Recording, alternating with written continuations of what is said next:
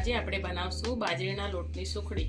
એના માટે મેં 2 વાટકી બાજરીનો લોટ, અડધી વાટકીથી થોડું ઉપર ઘી અને 1 વાટકી ગોળ લઈ લીધો છે। તો ચાલો આપણે સુખડી બનાવવાની શરૂઆત કરીએ। એના માટે મેં એક કઢાઈ ગરમ કરવા મૂકી દીધી છે। એમાં આપણે ઘી બધું નાખીશું।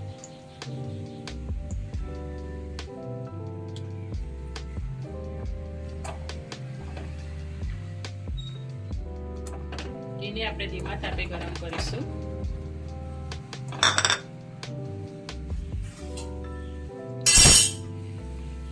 ઘીને આપણે ધીમા તાપે ઓગળવા દઈશું। નોર્મલ ગરમ થઈ ગયું છે। હવે આપણે જે થાળીમાં સુખડી કાઢવાની છે અને આપણે ઘીથી થોડી ગ્રીસ કરી દઈશું।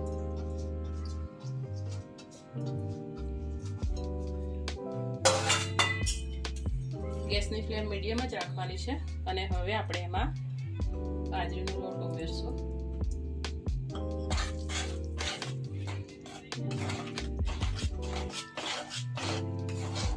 અને આપણે ધીમા તાપે ગરમ કરીશું।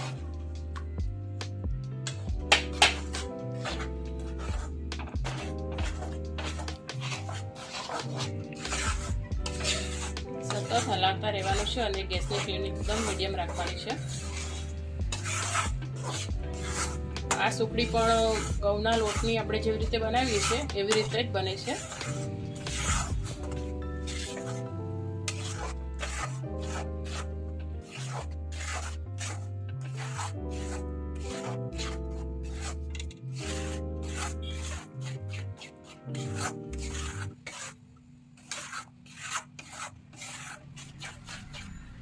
થી 4 મિનિટ આને શેકાતા થશે અને બાજરીનો લોટ છે એટલે એમાં કાંઈ કલરની તો ખબર નહીં પડે, પણ સુગંધ ઉપરથી ખબર પડી જશે કે આપણો લોટ શેકાઈ ગયો છે।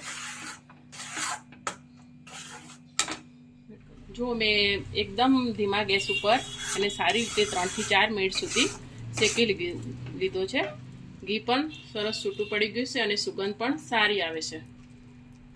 તો હવે આપણે ગેસની ફ્લેમ બંધ કરી દઈશું।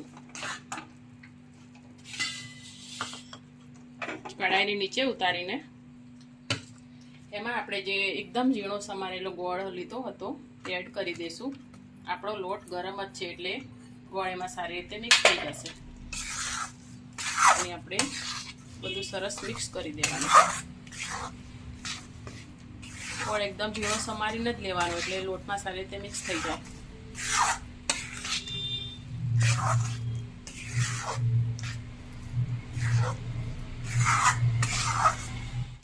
બાળકો બાજરીના રોટલા તો નહીં ખાતા હોતા, પણ આવી સુખડી બનાવીએ તો એ લોકોને સારી લાગે છે। જો આપણો ગોળ લોટમાં સરસ રીતે મિક્સ થઈ ગયો છે, હવે આપણે એને ગ્રીસ કરેલી થાળીમાં પાથરી દઈશું। જોતાં જ ખાવાનું મન થઈ જાય એવી આપણી સુખડી તૈયાર થઈ ગઈ છે। મેં એને થાળીમાં લગાવીને કટ પણ લગાવી દીધા છે। તો મારી રેસીપી ગમી હોય તો વિડીયોને લાઇક કરજો, શેર કરજો અને મારી ચેનલને સબસ્ક્રાઈબ કરજો। તો ફરી મળીએ એક નવા વિડીયોમાં। ત્યાં સુધી જય માતાજી, જય શ્રી કૃષ્ણ।